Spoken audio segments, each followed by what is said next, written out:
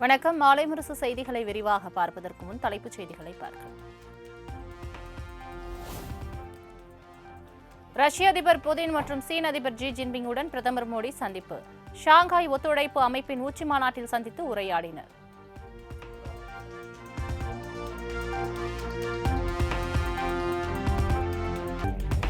ரஷ்ய அதிபர் புதினை சந்திப்பது எப்போதும் மகிழ்ச்சியான ஒன்று. புதின், ஜி ஜின்பிங் ஆகியோருடன் கருத்துக்களை பரிமாறிக்கொண்டதாக பிரதமர் மோடி எக்ஸ் தளத்தில் பதிவு.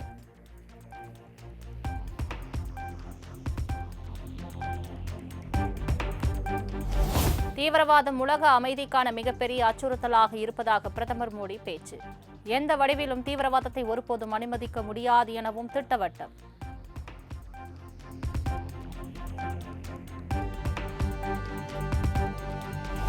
தீவிரவாதத்திற்கு நிதி உதவி செய்வோரை கண்டறிந்து களை எடுத்து வருகிறது இந்தியா. பாதுகாப்பு ஒருங்கிணைப்பு போன்றவற்றிற்கு ஒத்துழைப்பு நல்க வேண்டும் என பிரதமர் மோடி வேண்டுகோள்.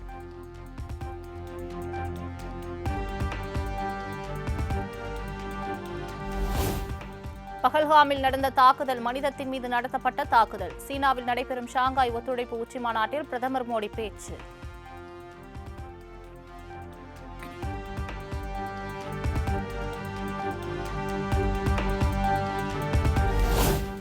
உங்கள் சகோதரன் தான் முதலமைச்சராக இருக்கிறான் என்ற உரிமையோடும் நம்பிக்கையோடும் தமிழகத்தில் வந்து முதலீடு செய்யுங்கள். முதலீட்டாளர்களை அழைத்து வாருங்கள் எனவும் ஜெர்மனி வாழ் தமிழர்களுக்கு முதலமைச்சர் மு.க. ஸ்டாலின் வேண்டுகோள். அதிகமாக நினைப்பீங்க. எனவே உங்களால் முடிஞ்ச உதவிகளை தொடர்ந்து உங்கள் தாய் மண்ணுக்கு நீங்கள் செய்யணும். செய்வீங்க, செஞ்சுக்கிட்டு இருக்கிறீங்க. நீங்கள் சின்னதாக பிஸ்னஸ் செஞ்சுக்கிட்டு இருந்தாலும் உங்கள் தொழிலை தமிழ்நாட்டிலேருந்து தொடங்க முயற்சி பண்ண வேண்டும்.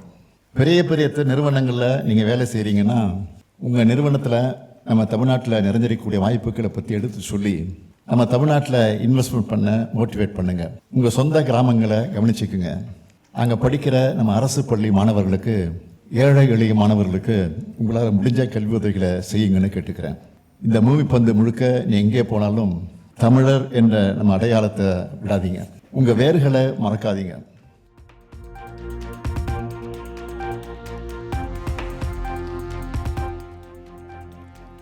திமுக ஆட்சி அமைந்த பிறகு தமிழ்நாடு எல்லாவற்றிலும் முன்னேறியுள்ளது. ஜெர்மனியில் நடைபெற்ற மாபெரும் தமிழ் கனவு நிகழ்ச்சியில் முதலமைச்சர் மு.க. ஸ்டாலின் பெருமிதம். முன்னேறிட்டு இருக்கு.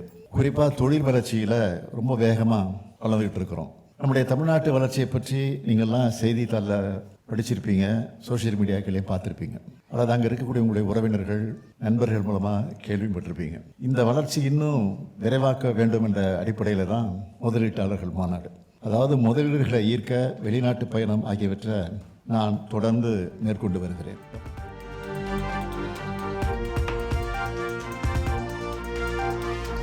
சென்னையில் ஆபரண தங்கத்தின் விலை சவரனுக்கு 680 ரூபாய் உயர்வு. ஒரு சவரன் தங்கம் 77,640 ரூபாய்க்கு விற்பனை.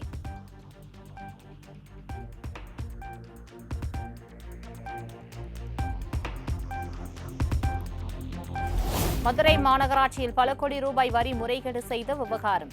மேயரின் கணவர் பொன் வசந்த் உட்பட 17 பேர் கைது செய்யப்பட்ட நிலையில் மேலும் 2 கைது.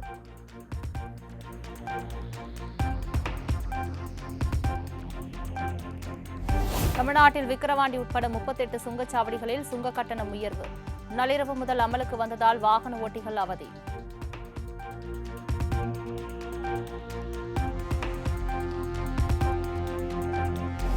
சென்னையில் 19 கிலோ எடை கொண்ட வணிக பயன்பாட்டிற்கான சமையல் கேஸ் சிலிண்டர் விலை 51 ரூபாய் 50 காசுகள் குறைந்து 1738 ரூபாய்க்கு விற்பனை. வீட்டு உபயோக சிலிண்டர் விலையில் மாற்றமில்லை என அறிவிப்பு.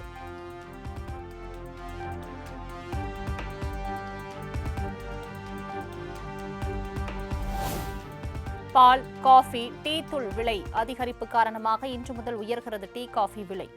டீ 15 ரூபாய்க்கும், காஃபி 20 ரூபாய்க்கும் விற்பனை செய்யப்படும் என டீ கடை வியாபாரிகள் சங்கம் தகவல்.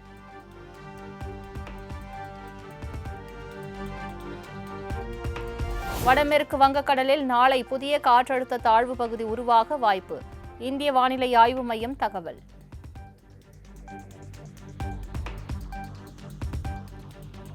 புதுச்சேரியில் மேகவெடிப்பு ஏற்பட அதிக வாய்ப்பு உள்ளதால் அனைத்து துறைகளும் தயார் நிலையில் இருக்க வேண்டும். புதுச்சேரி மாவட்ட ஆட்சியர் குலோத்துங்கன் அறிவுறுத்தல்.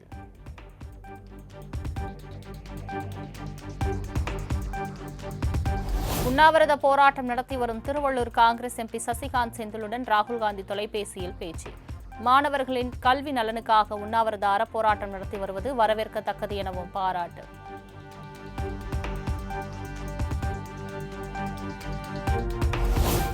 சென்னையில் அனுமதிக்கப்பட்ட 4 இடங்களில் 2000க்கும் மேற்பட்ட விநாயகர் சிலைகள் கரைப்பு. பலத்த போலீஸ் பாதுகாப்புடன் அமைதியாக சிலைகள் கரைக்கப்பட்டதாக காவல்துறை அறிக்கை.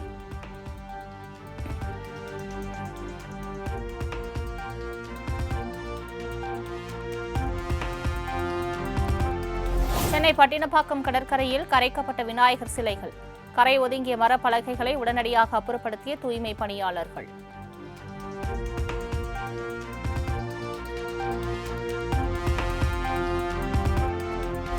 சிங்கப்பெருமாள் கோவில் அருகே தொழிலதிபர் வீட்டில் 140 சவரன் நகைகள் கொள்ளை.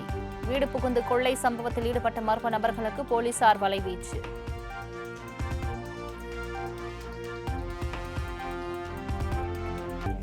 உச்சநீதிமன்ற வழிகாட்டுதலுக்கு எதிராக தமிழ்நாடு காவல்துறைக்கு பொறுப்பு டிஜிபி நியமனம் என அண்ணாமலை குற்றச்சாட்டு. டிஜிபி பதவிக்கு தகுதியான அதிகாரிகள் 6 பேரின் பதவி உயர்வை தமிழ்நாடு அரசு தட்டி பறிப்பதாகவும் விமர்சனம். பிரிவினைவாதத்தையும் ஏற்படுத்தி எடுத்திருக்கக்கூடிய முதலமைச்சர் மு.க. ஸ்டாலின் அவர்களுக்கு கடுமையான கண்டனங்கள். எங்களை பொறுத்தவரை இது இல்லீகல். பொறுப்பு டிஜிபி என்கின்ற பொறுப்பே இது ஒரு இல்லீகலான வேலை. சட்டத்தில் இதுக்கு இடம் கிடையாது. அதனால் உடனடியாக இதை மாற்றி போர்க்கால அடிப்படையில் யூபிஎஸ்சிக்கு 5 பேர் லிஸ்ட் அனுப்பி யூபிஎஸ்சி கொடுக்கிற 3 பேர்த்துல ஒருவரை தமிழகத்தினுடைய டிஜிபியாக அறிவிக்கணும். இல்லை என்றால் இந்த அரசு போலீஸ்லயும் அரசியலை கலந்துவிட்டு நஞ்சை பாய்ச்சி பொதுமக்களுடைய பாதுகாப்புக்கே பிரச்சனை ஏற்படுத்திக் கொண்டிருக்கிறார்.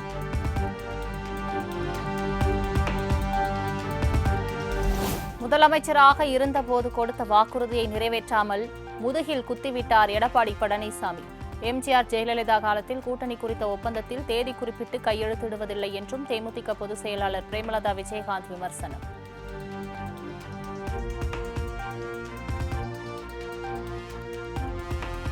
பிரச்சார கூட்டத்திற்கு காசு கொடுத்து கூட்டத்தை கூட்டுகிறார் எடப்பாடி பழனிசாமி. டி நகரில் நடந்த பூத் கமிட்டி கூட்டத்தில் பிரேமலதா விஜயகாந்த் விமர்சனம்.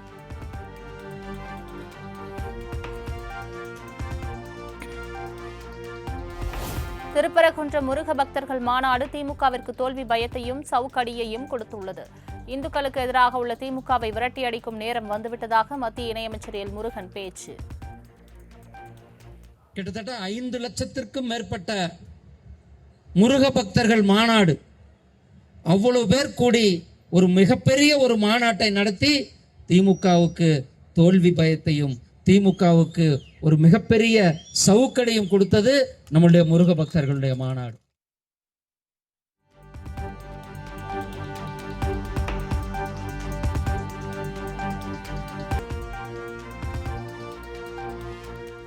கொடைக்கானலில் குணா குகை, தூண்பாறை உள்ளிட்ட 4 சுற்றுலா தலங்களுக்கு செல்ல இன்று முதல் ஒரே கட்டணம். தனித்தனியாக கட்டணம் வசூலிக்கப்பட்டு வந்த நிலையில் வனத்துறை புதிய அறிவிப்பு.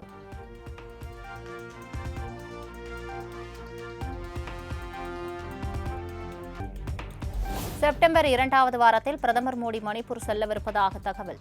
கலவரத்தால் பாதிக்கப்பட்ட மக்களை சந்தித்து பேசுவதுடன் புதிய திட்டங்களை அறிவிக்க வாய்ப்பு.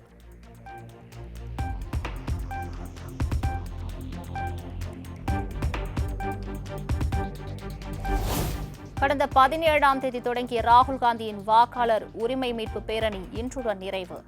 பாட்னா நிறைவு பேரணியில் இந்தியா கூட்டணி கட்சி தலைவர்கள் கலந்து கொள்வார்கள் என தகவல்.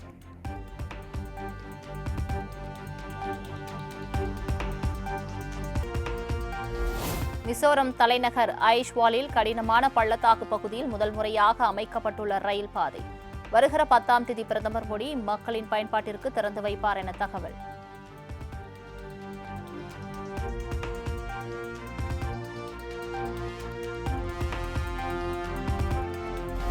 திரிணாமுல் காங்கிரஸ் எம்பி மஹுவா மொய்த்ரா மீது சத்தீஸ்கர் மாநிலம் ராய்ப்பூர் காவல் நிலையத்தில் முதல் தகவல் அறிக்கை பதிவு. வங்கதேசத்தவர் ஊடுருவல் தடுப்பு விவகாரத்தில் அமித்ஷாவை மிரட்டும் வகையில் பேசியது சர்ச்சையான நிலையில் நடவடிக்கை.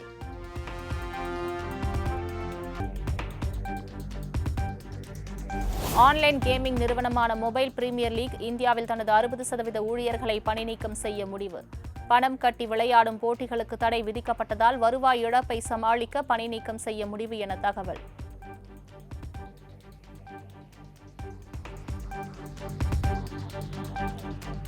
கேரள மாநிலம் எர்ணாகுளத்தில் கிணற்றில் தவறி விழுந்த யானை, பக்கவாட்டில் பள்ளம் தோண்டி மீட்ட வனத்துறையினர்.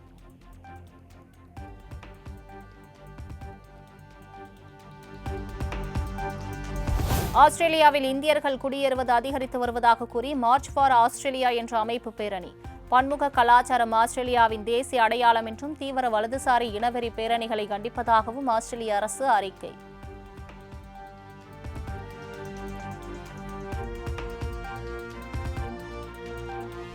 நியூயார்க்கில் 7 பெண் நோயாளிகளுக்கு மயக்க மருந்து கொடுத்து பாலியல் வன்கொடுமை செய்த மருத்துவர் ஆலன் சிங் 24 ஆண்டுகள் சிறை தண்டனை விதித்து அந்நாட்டு நீதிமன்றம் உத்தரவு.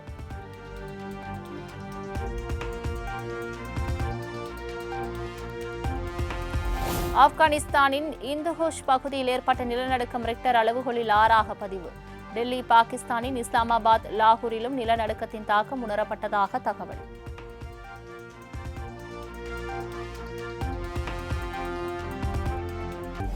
நியூயார்க்கில் விறுவிறுப்பாக நடைபெற்று வரும் அமெரிக்க ஓபன் டென்னிஸ் காலிறுதிக்கு முன்னேறி அல்காரஸ் ஜெசிகா பெகுலா அசத்தல்.